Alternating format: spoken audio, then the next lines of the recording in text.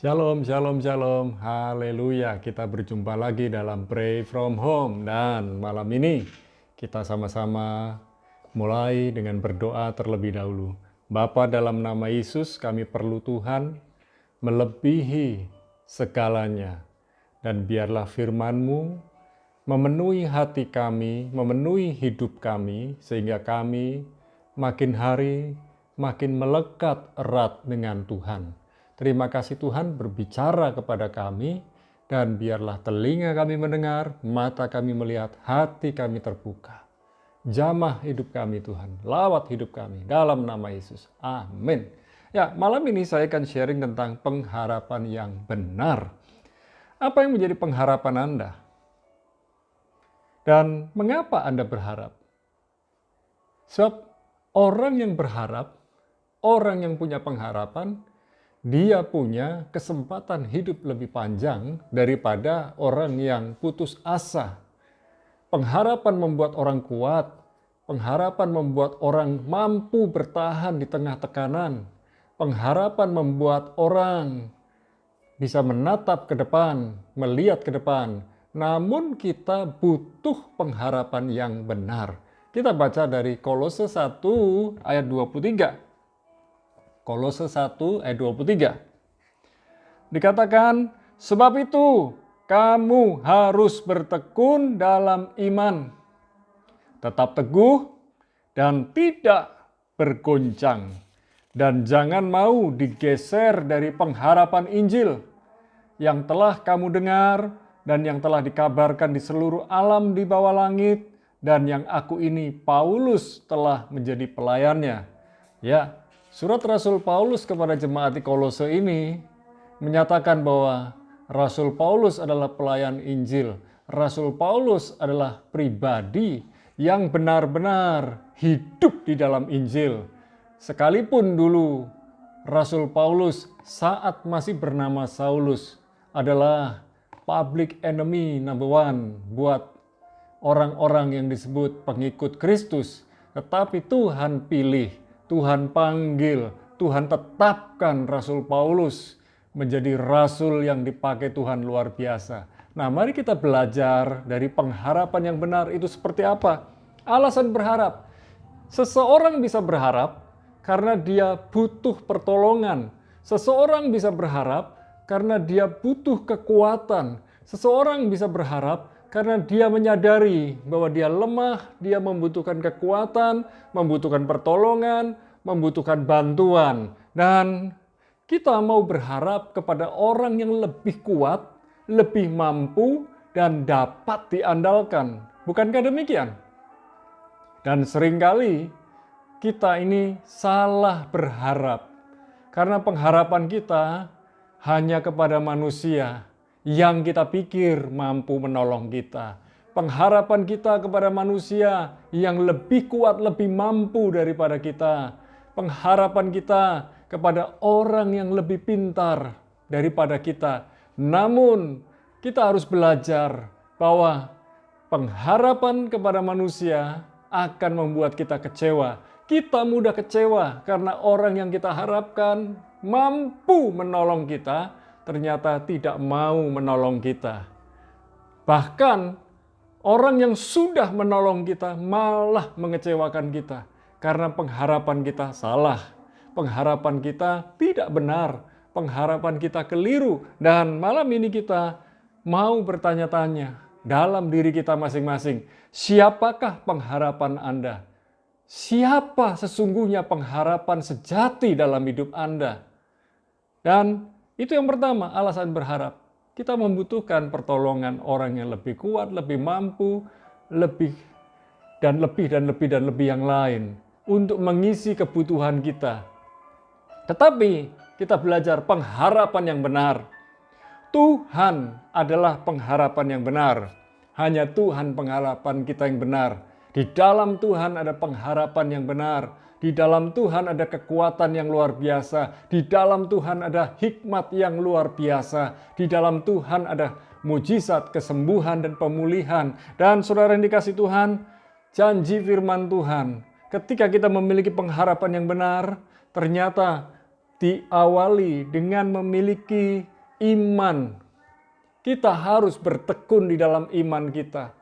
Ketekunan ini melewati proses yang namanya ujian. Ada ujian kehidupan. Ketika ada masalah kehidupan terjadi, itulah awal dari yang namanya ketekunan di dalam iman sedang diuji dalam kehidupan kita. Bagaimana ketika kita menghadapi masalah, apakah kita tetap mengandalkan Tuhan? Apakah kita tetap mempertahankan iman dan percaya kita kepada Tuhan? Apakah kita mulai goncang, mulai goyah? Oleh sebab itu yang kedua dikatakan selain bertekun dalam iman, tetap teguh. Tetap percaya kepada Tuhan. Tetap mengandalkan Tuhan di dalam segala kondisi. Termasuk di hari-hari ini yang dikatakan masa sukar. Tetapi saya mau bilang bahwa masa sukar pasti akan berlalu. Orang tegar, dia akan muncul. Dia akan kuat. Dia akan menaklukkan masalah demi masalah kehidupannya. Bersama dengan Tuhan, kita akan melihat pertolongan-pertolongan yang ajaib. Bersama dengan Tuhan, kita akan melihat jalan keluar. Bersama dengan Tuhan, kita akan melihat solusi. Bersama dengan Tuhan, kita tahu bahwa yang terbaik sudah Tuhan sediakan buat kita. Masalahnya seringkali kita panik, seringkali kita ketakutan, seringkali kita gentar, seringkali kita goyah. Jangan goyah. Selain bertekun dalam iman, kita juga belajar tetap teguh dan juga jangan goyah. Jangan goyah. Kuatkan dan teguhkan hatimu. Jangan goyah. Jangan percaya kepada omongan-omongan manusia yang melemahkan saudara. Kalau saudara hari ini sedang sakit, percayalah Tuhan sanggup menyembuhkan Anda. Kalau hari ini Anda sedang kekurangan, percayalah Tuhan sanggup memberkati Anda. Saat ini saudara mungkin kehilangan pekerjaan, percayalah Tuhan sudah menyediakan pekerjaan yang terbaik buat saudara. Dan apapun yang menjadi pergumulan kehidupan saudara, Tuhan sudah menyediakan. Bahkan di dalam pelayanan rohani dan pelayanan pekerjaan saudara, Tuhan yang menguatkan, memampukan saudara untuk dapat melayani dengan hikmat, kuasa, dan otoritas ilahi. Kekasih Tuhan, miliki pengharapan Injil. Sebab di dalam Injil kita tahu bahwa Injil adalah Yesus disalibkan. Yesus mati di kayu salib, dan Yesus dikuburkan, dan Yesus bangkit pada hari yang ketiga, sesuai dengan firman Tuhan. Itulah Injil. Percayalah itu, percayalah tentang Yesus, karena Yesus adalah Tuhan. Dia disalibkan, dia mati, dikuburkan, dan bangkit pada hari yang ketiga, karena dia Tuhan. Tetap berpegang kepada Yesus, percaya kepada Yesus, bahwa Yesus adalah penyembuh kita, penolong kita, pembela kita, yang memberikan solusi dalam kehidupan kita, yang memberikan hikmat di dalam kesesakan kita, yang memberikan keberanian saat kita takut, dan lihatlah ke depan. Yesus ada bersama dengan kita.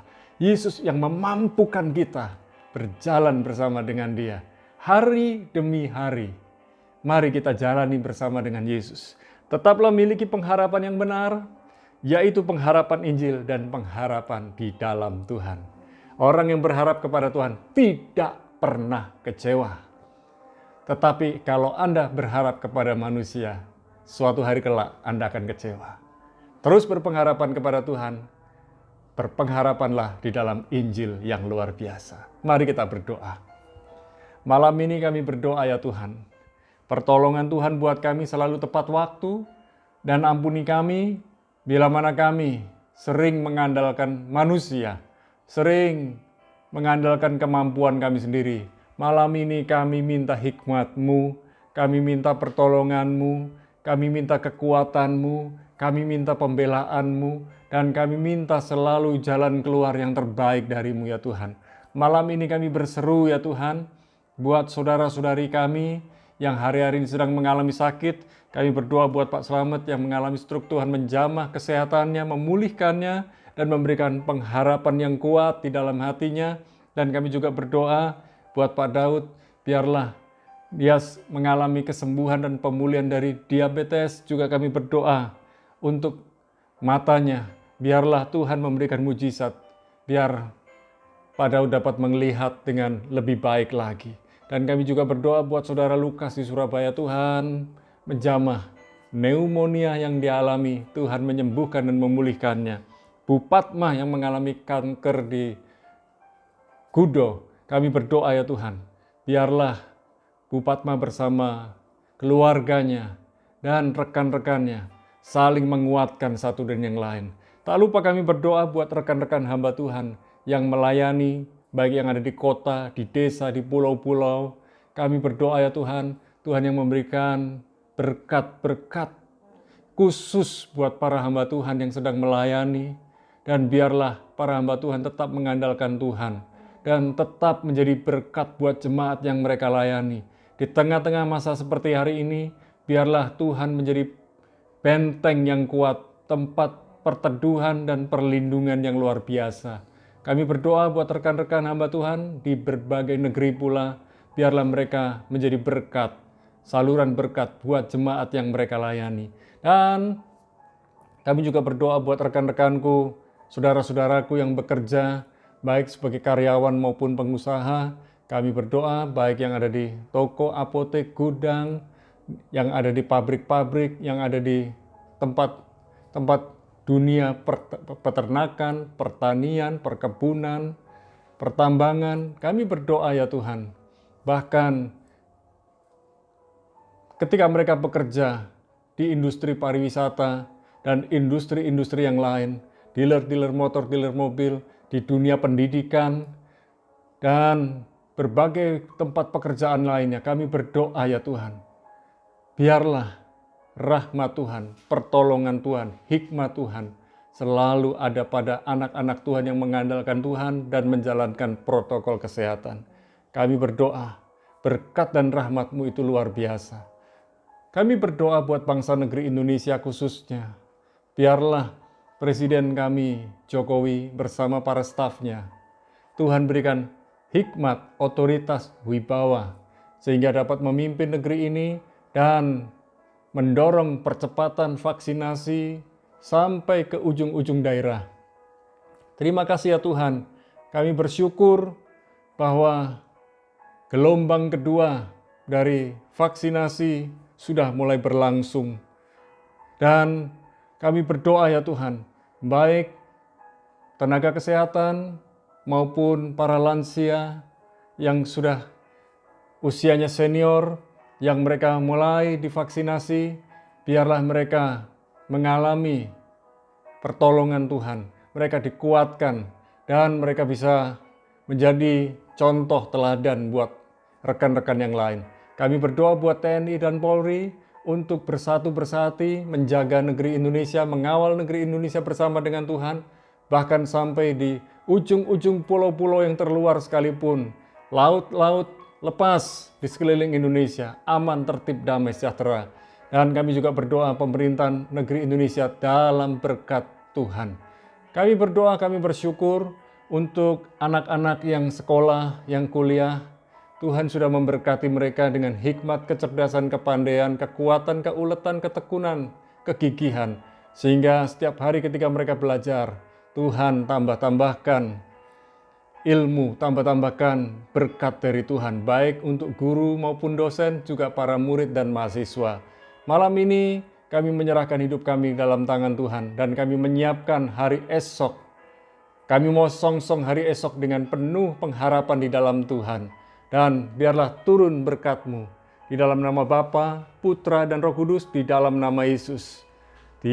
Kami bersyukur dan sudah berdoa. Sama-sama katakan, amin. Tetap berpengharapan di dalam Tuhan yang menguatkan dan menghiburkan saudara. Tuhan Yesus memberkati.